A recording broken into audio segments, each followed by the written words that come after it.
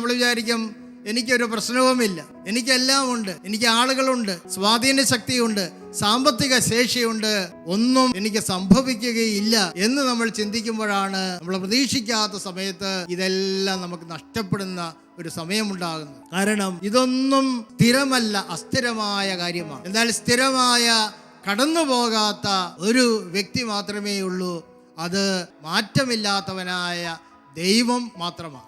ആ ദൈവത്തിൽ പ്രത്യാശ വയ്ക്കുവാൻ നമുക്ക് സാധിക്കുമെങ്കിൽ മറ്റുള്ള എല്ലാം നഷ്ടപ്പെട്ടാലും ആ ദൈവം നമ്മളെ സംരക്ഷിക്കുന്ന അനുഭവം നമുക്കുണ്ടാകും.